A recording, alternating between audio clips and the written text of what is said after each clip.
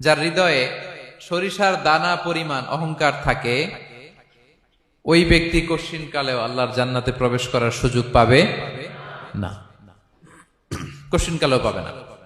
এর কারণ অহংকার আল্লাহর চাদর। অহংকার কার চাদর?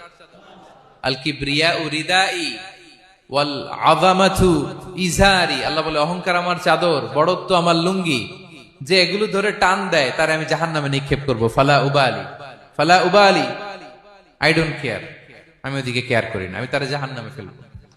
সো অহংকার আমাদের সাজে না। আমি শুরুতেই তো বললাম, আমাদের লাইফ সার্কেলটা একটু দেখাইলাম না যে ছিলাম কই, অস্তিত্বহীন থেকে দয়া করে মায়া করে তিনি আমাকে অস্তিত্বে এনেছেন। কত ছোট্ট, কত ক্ষুদ্র, কত নগণ্য, কত দুর্বল ছিলাম আমরা।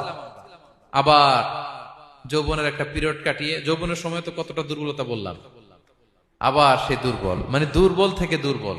এই হচ্ছে আমাদের লাইফ স্টোরি, লাইফ হিস্ট্রি। তাহলে অহংকার আমাদের সাজে।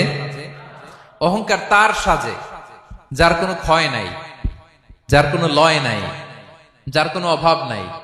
হ্যাঁ, গোটা বিশ্ব তার মুখাপেক্ষী, তিনি কারো মুখাপেক্ষী না, ঠিক কিনা? গোটা বিশ্ব তার কাছে ঠেকা, তিনি কারো কাছে ঠেকা না, ঠিক কিনা? গোটা বিশ্ব তাদের সার্ভাইভালের জন্য তার প্রতি মুখ থুবড়ে পড়ে থাকে, তিনি কারোর জন্য বসে থাকা লাগে। অহংকার সাজে তার। আর এই আল্লাহর অহংকারের চাদর ধরে যে টান দেয়, আল্লাহ বলে ওরা আমি জাহান্নামে ফেলবো, আর তাদেরকে আমি পছন্দ করি না। আল্লাহ তাআলা অহংকারীদেরকে পছন্দ করেন না।